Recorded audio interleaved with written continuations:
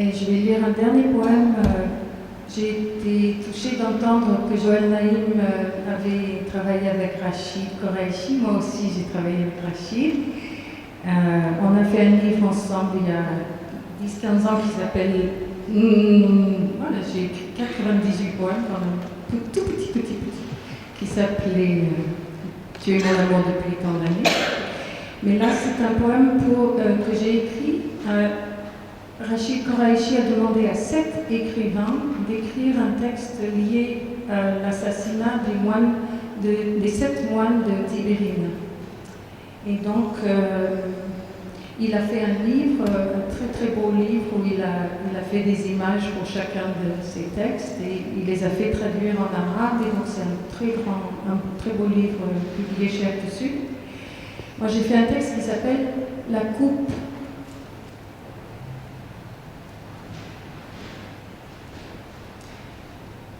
Que cette coupe,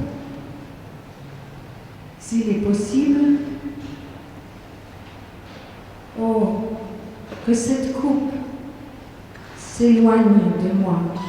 Et pourtant, ta volonté soit faite, mon Père, et non la mienne. Et pourtant, que cette coupe, et pourtant, non. Tu es là? Tu es là. Où irais-je, où irions-nous pour fuir la mort, quand c'est toi qui décides de tout? Par ta merci, je boirai cette coupe, par ta miséricorde, je la boirai jusqu'à la lie, et sa sécu sera ambroisie. Mais attends, si tu peux, retiens ta main, suspends encore un peu le temps, l'échéance. Donne-nous un jour encore, ici, dans le jardin d'Éden, avant de nous en expulser. Laisse-nous sentir sur nos lèvres une fois encore le miracle de l'eau fraîche de la fontaine. Laisse-nous voir une fois de plus de nos yeux le bleu du ciel, de nos oreilles le rire complice de nos frères et sœurs d'ici. Nous le savions provisoire, ce paradis qu'est la vie. Nous savions bien que de ce cadeau sans prix, il fallait à chaque instant te remercier. Et pourtant, notre joie est inachevée, notre tâche est inachevée. Oh, une fois de plus, mon Père, si c'est possible, l'odeur de la feuille desséchée du figuier, une fois de plus, le bruissement du vent dans les branches des oliviers, une fois encore, si tu veux bien, mais ta volonté soit faite et non la mienne. La nuit subite et la blanche écume des étoiles, le croissant de lune imprimé sur le tapis noir du ciel, le goût du pain, du beurre, du miel, une fois encore, oh, deux même, si possible, les notes éoliennes de la flûte du berger, là-haut dans les collines, une fois, notre main sur le front fiévreux de l'enfant malade, nos chants pour le vieillard mort, nos prières pour la famille égorgée, les femmes violées, les poètes abattus et les espoirs étouffés, nos prières dans cet enfer, mon Père. Que feront-ils sans nos prières? Et toi? Oh, les jeunes hommes au corps dur et à la pensée dure, ceux qui brandissent les couteaux étincelants, mais dont les yeux sont éteints, ceux qui marchent vers nous d'un pas ferme, inexorable, et le moment venu font couler notre sang. Qui priera pour nos assassins quand ils nous auront tués? Que cette coupe, enfin.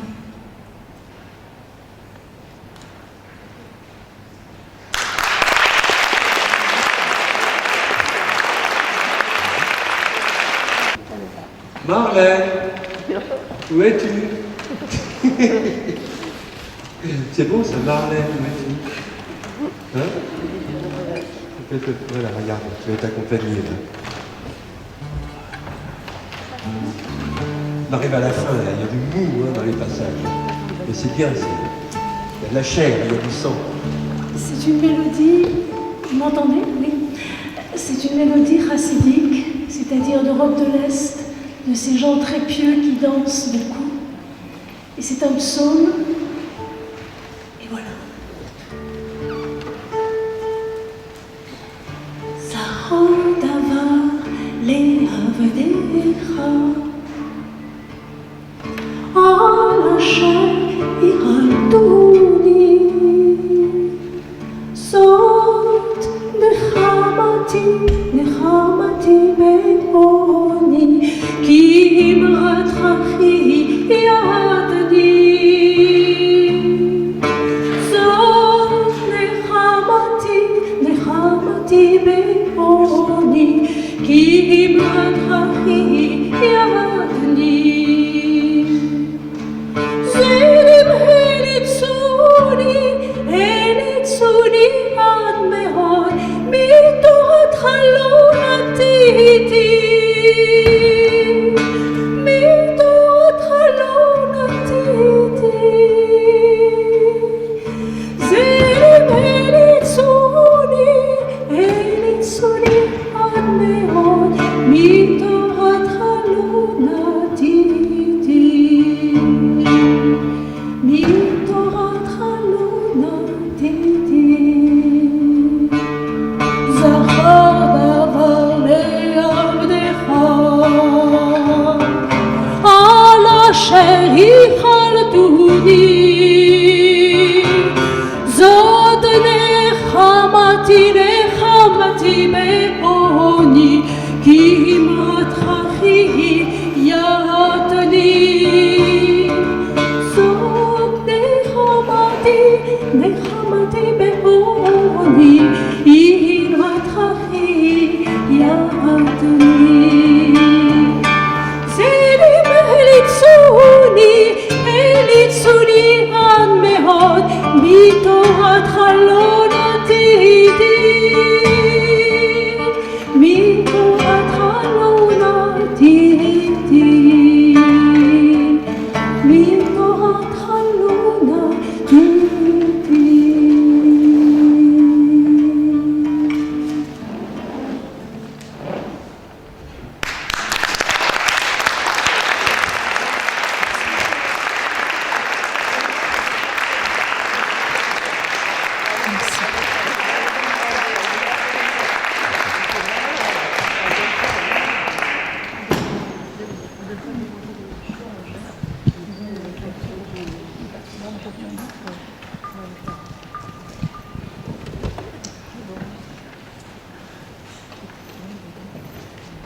Omar Youssef Souleiman. On va terminer avec lui, c'est le plus jeune. Il est né en 87 au Taïfé, sur les plateaux du Kalamoun, à une quarantaine de kilomètres au nord de Damas. Tu as étudié la littérature arabe à l'université de Homs. Je résume, parce qu'à ton âge, tu as quand même déjà une histoire bien longue. J'ai entendu ça à France Culture, il est passé 1 heure, et c'était passionnant. Entre 2006 et 2007, tu es correspondant de la presse syrienne et tu as collaboré avec pas mal de journaux arabes. Tu étais déjà auteur de livres de poésie là-bas en Syrie.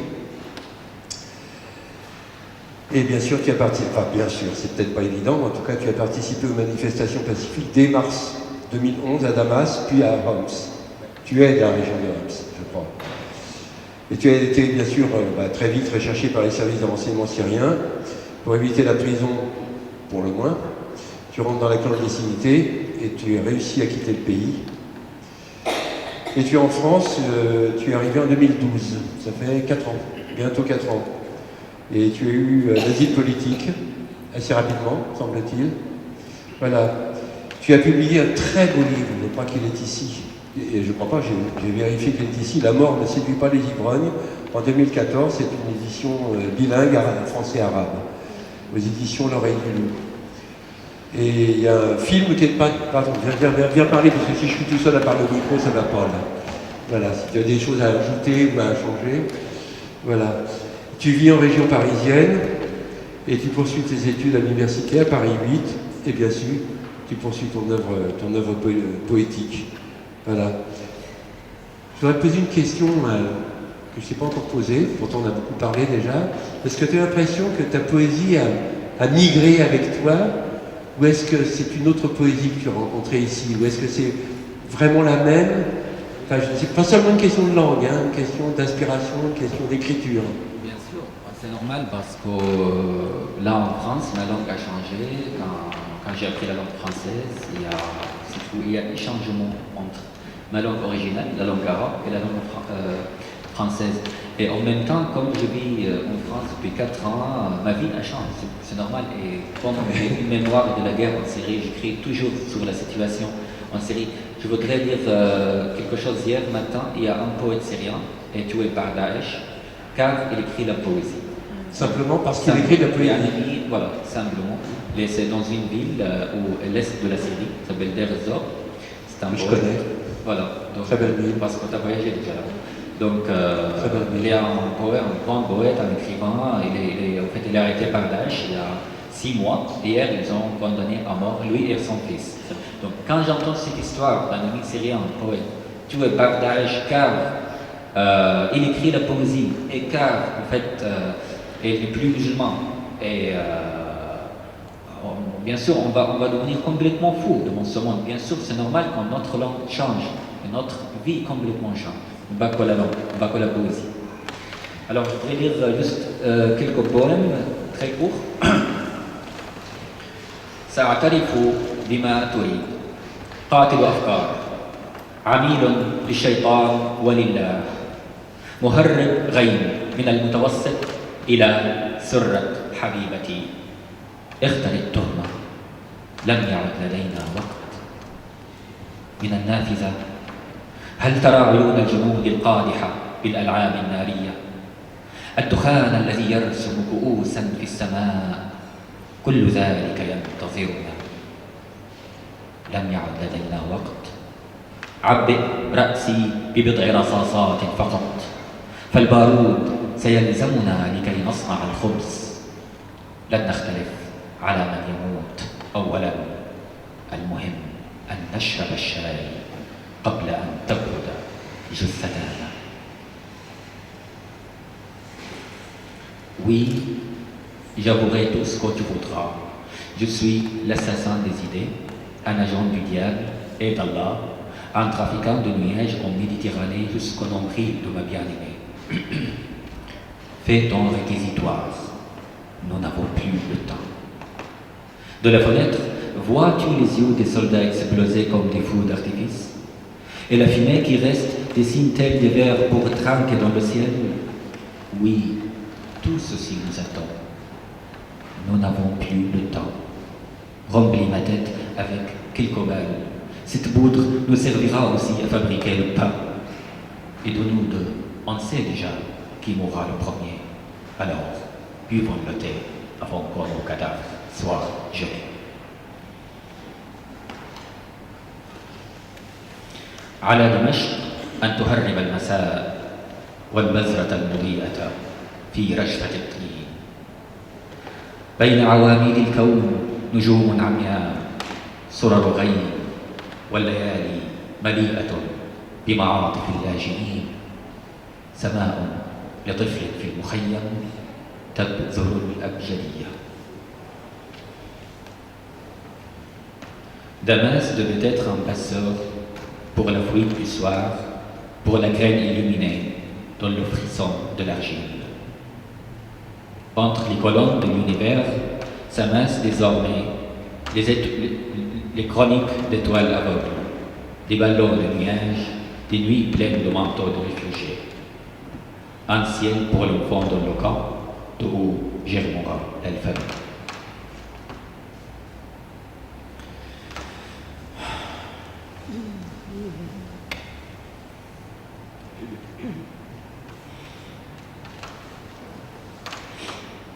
ودعنا الحرب عند أبواب المدينة وأودعنا حقائب الخراب لدى حرس لا شيء ها ثيابنا مدرجة بالفجر ودمع الفرح، لقد اجتزنا جسور الوحشة وما زالت أصداف الكلمات في جيوبنا.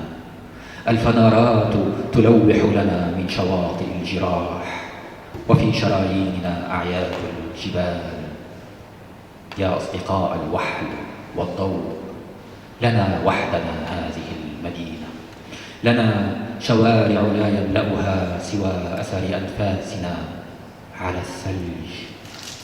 أزحنا جدران الزمان وعبرنا، بادلنا البنادق بقمح الشرق، وذهب الصحراء بندى التيه.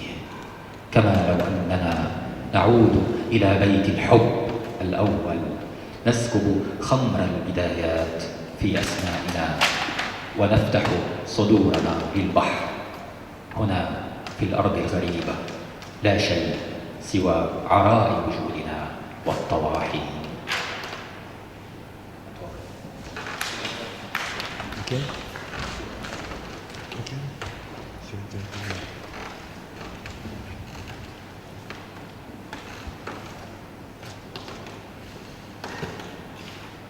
Sur une terre étrangère, arrivés chez les veilleurs du néant, nous avons dit adieu à la guerre, adieu aux portes de la ville, et nous y avons laissé en consigne nos valises chargées de ruines. Voici des oripeaux colorés par l'aurore et par des larmes de joie. Nous avons traversé avec eux des ponts désolés, les coquilles de nos mots ballottées dans les poches.